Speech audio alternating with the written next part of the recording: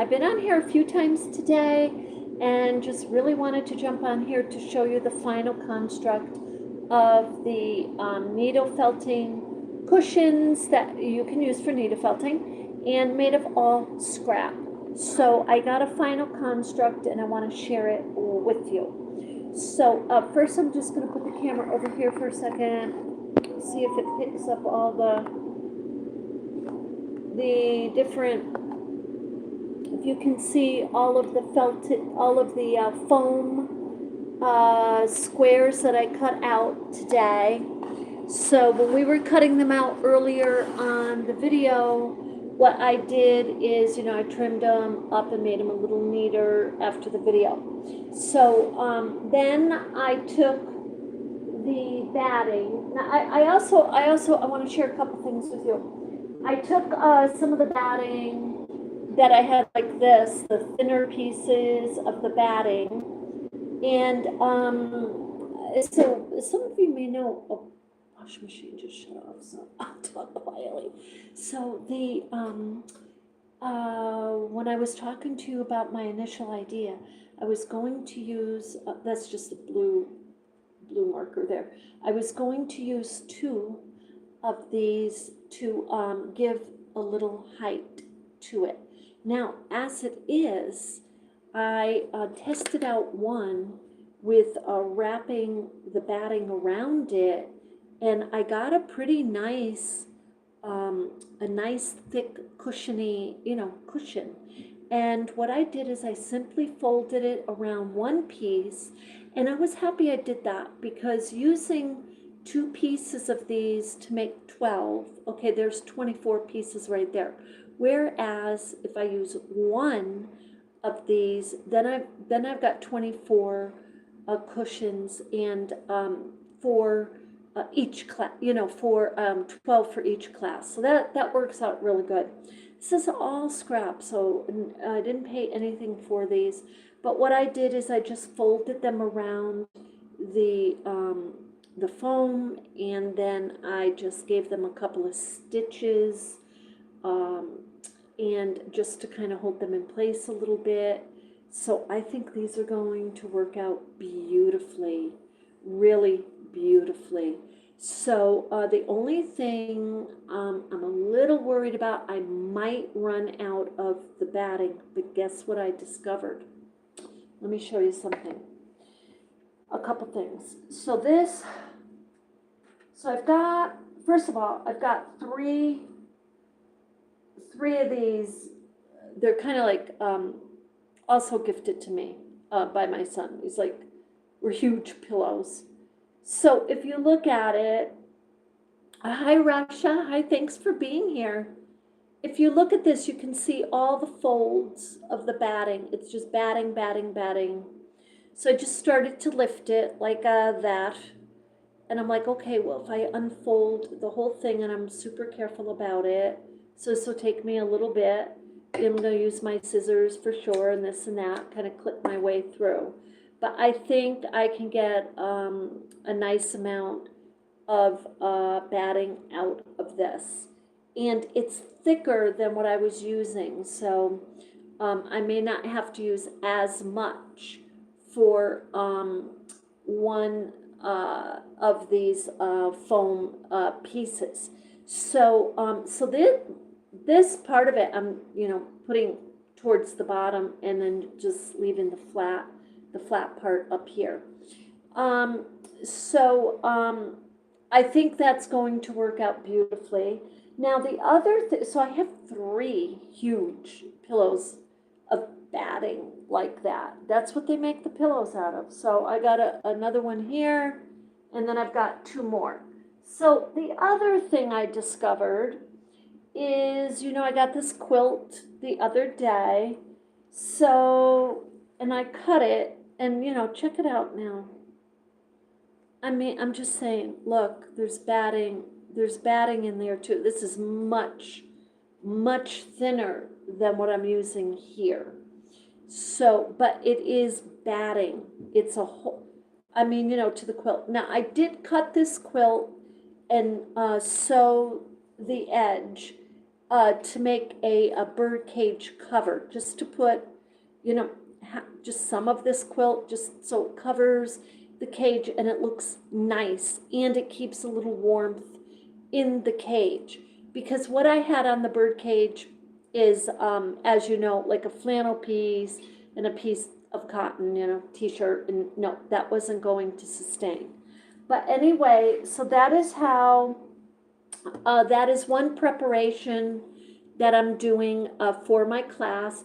And it took me in between a whole bunch of other things that I was doing.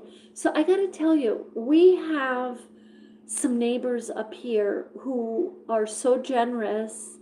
It's absolutely phenomenal. It really is. I don't think I've ever seen it quite like this. If it's, you let me know if it's happening in your neighborhood.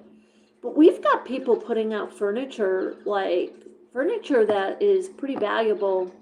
They're putting it out on the curb. They're putting things out on the curb. So my neighbor had helped me the other day with a free table.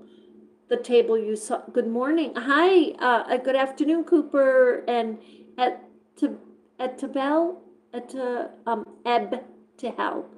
Eb. I don't know. I'm not saying that correctly, I don't think. And Cooper, hi. Thanks for being here today, everyone. I appreciate it.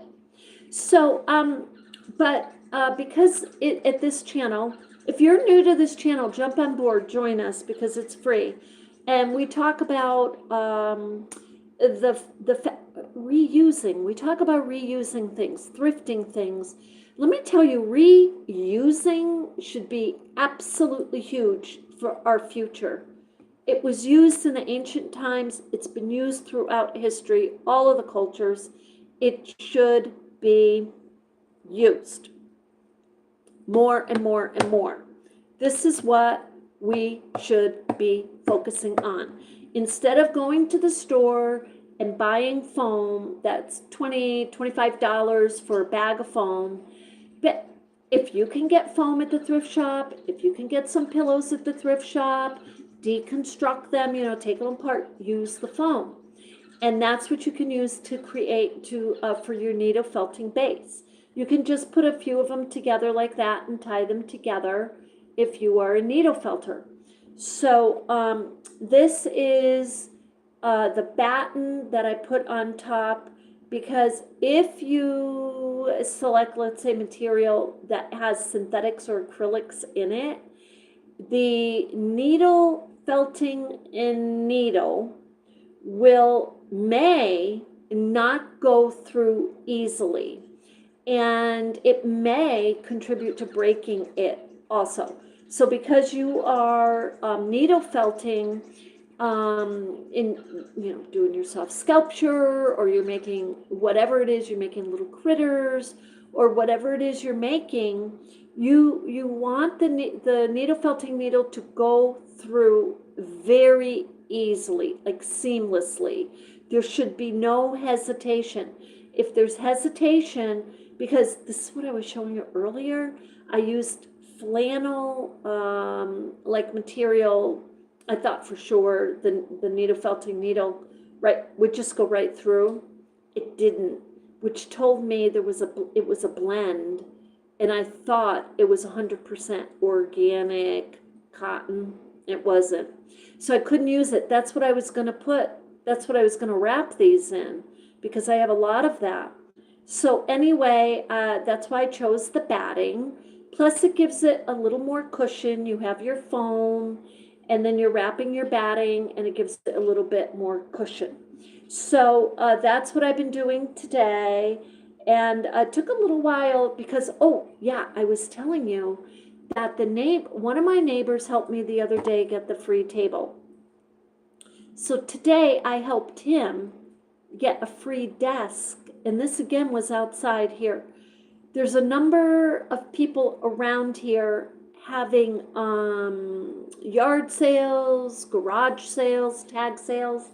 And what they're doing when they don't finish, if they don't sell something, they're putting it out to the curb, which is, usual practice.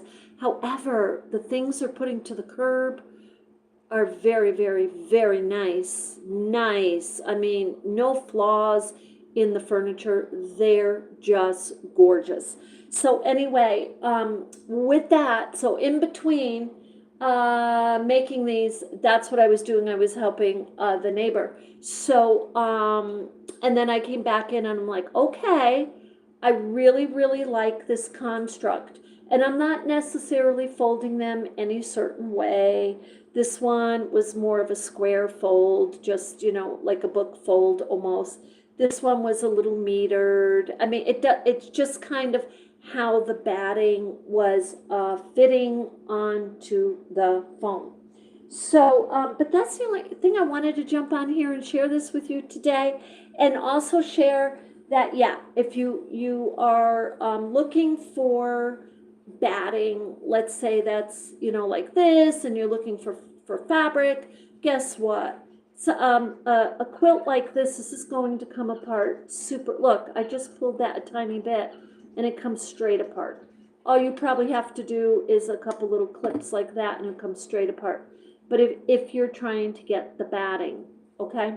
So I'm leaving the batting and the fabric because I'm focusing on making the sewing needle books out of the quilt. So I want to say her name is Chrissy. I don't know if any of you know her, but she's a YouTuber, and I want to watch her video. She makes ornaments, which, yes, is another thing you can do from the quilting. We're going to be making some ornaments with needle felting, so that's going to be a lot of fun. So anyway, I wanted to get on here just quickly and just update you. If you're a needle felter out there and you're like, because you know what, you always need the cushions. And you just want to be careful with the material you use, because if you use, let's say, an organic material like the cotton or the wool, you want to remember that in time will you know, needle felt a little bit to whatever you're felting, but the batting will kind of keep separate more or less. So anyway, with that, I hope you have a beautiful day. I thank you for being with me, and I'll see you in the next one. Love and light.